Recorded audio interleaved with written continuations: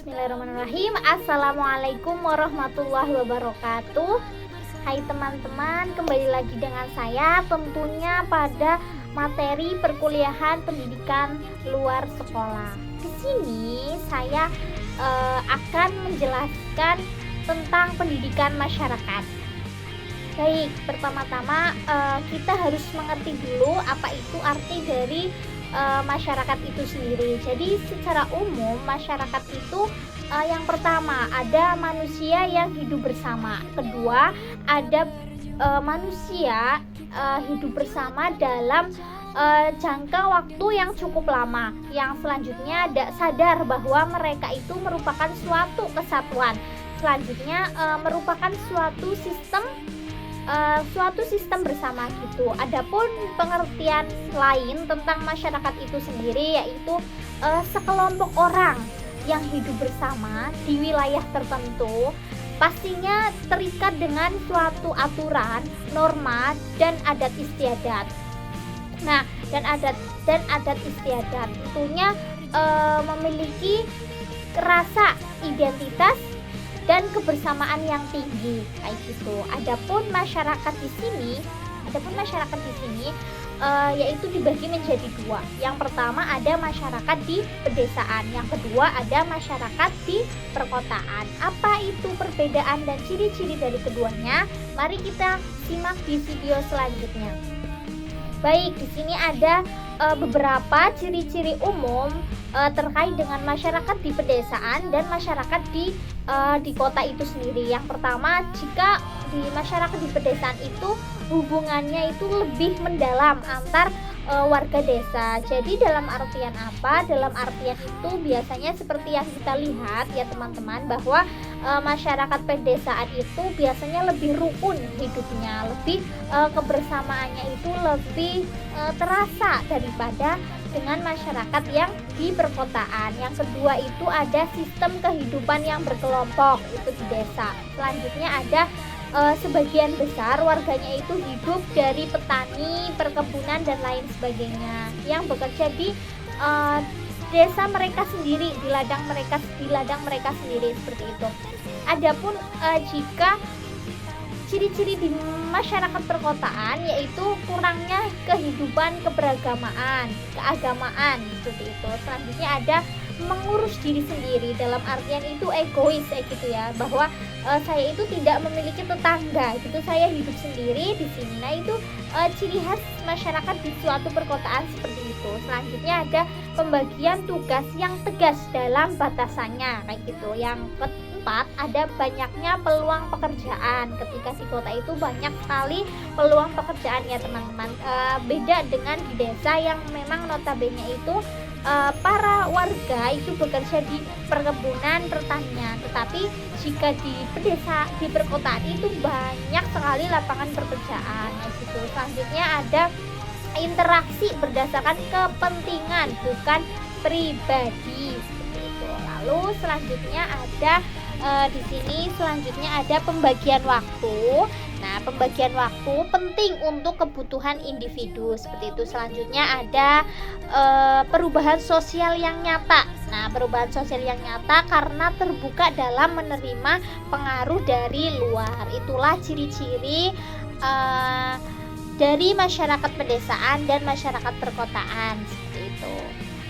Baik, selanjutnya setelah tadi apa saja sih ciri-ciri dari masyarakat pedesaan dan masyarakat perkotaan? Nah, di sini dijelaskan ada perbedaan. Nah, perbedaan antara masyarakat pedesaan dan masyarakat perkotaan ini perlu digarisbawahi ya teman-teman, karena masyarakat pedesaan dan masyarakat perkotaan itu tentunya berbeda ya, tentunya itu sangat berbeda seperti apa yang realistis yang kita lihat dalam kehidupan sehari-hari, bahwa masyarakat pedesaan itu biasanya hidupnya homogen, sedangkan masyarakat perkotaan itu heterogen. Yang kedua, konsep kekeluargaan dan kebersamaannya itu berbeda dengan masyarakat kota yang berorientasi pada rasionalitas dan fungsi. Selanjutnya ada isolasi sosial, ada statik.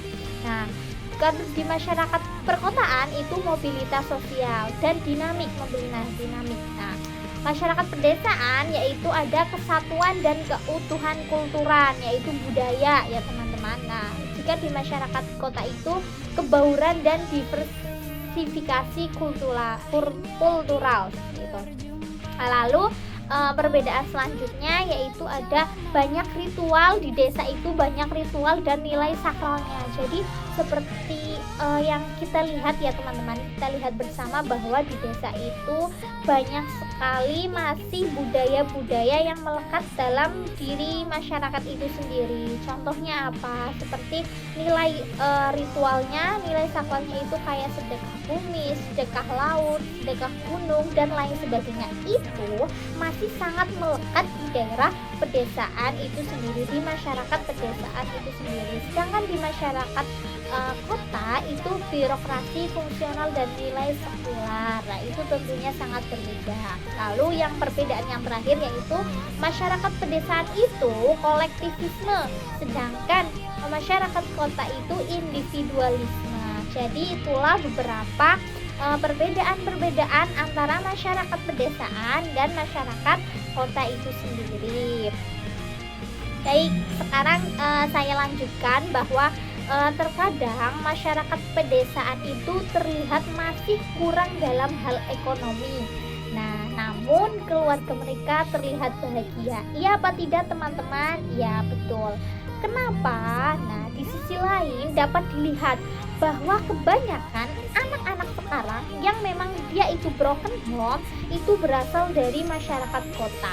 Nah, entah karena masalah pekerjaan orang tua, penceraian atau hal yang lain. Hal ini itu dapat kita lihat, dapat kita buktikan ketika kita terjun di masyarakat pedesaan, di mana kita melihat masyarakat orang-orang pedesaan itu lebih harmonis, hidupnya lebih bahagia, lebih tenang. Sedangkan di sini dipertanyakan kenapa gitu, kenapa anak-anak yang mereka itu broken home itu kebanyakan berasal dari masyarakat perkotaan. Nah, di sini adakah hubungan antara pekerjaan dengan kebahagiaan dalam keluarga? Mari kita bahas di selanjutnya. Baik teman-teman, di sini saya akan membahas terkait adakah hubungan antara pekerjaan dengan kebahagiaan dalam keluarga. Jawabannya tentu ada. Nah, tentu ada hubungan antara pekerjaan dan kebahagiaan dalam keluarga itu sendiri. Kenapa? Kebahagiaan keluarga itu dapat dipengaruhi oleh pekerjaan ataupun sebaliknya. Kebahagiaan dalam keluarga dapat mempengaruhi performa kerja, itu sangat berpengaruh dengan kebahagiaan. Jadi pekerjaan itu sangat berpengaruh dalam kebahagiaan keluarga seperti itu. Namun di sini itu ada dampak positif serta dampak negatif dari itu sendiri. Nah, kita akan bahas satu persatu. Yang pertama itu ada dampak positifnya, yaitu pekerjaan yang stabil. Nah, pekerjaan yang stabil dalam artian tidak naik ataupun tidak turun. Jadi pekerjaan itu sendiri stabil dan memberikan penghasilan yang cukup. Nah, penghasilan yang cukup itu dapat mengurangi stres finansial dalam keluarga yang pada gilirannya dapat meningkatkan kebahagiaan. Jadi kebahagiaan keluarga itu bisa kita lihat dalam ekonomi pekerjaan, ekonomi kehidupannya seperti itu. Itu dampak positifnya. Yang kedua ada pekerjaan yang memberikan kepuasan, yang memberikan kepuasan dan rasa pencapaian dapat meningkatkan kepercayaan diri seseorang yang dapat berdampak positif pada hubungan keluarga.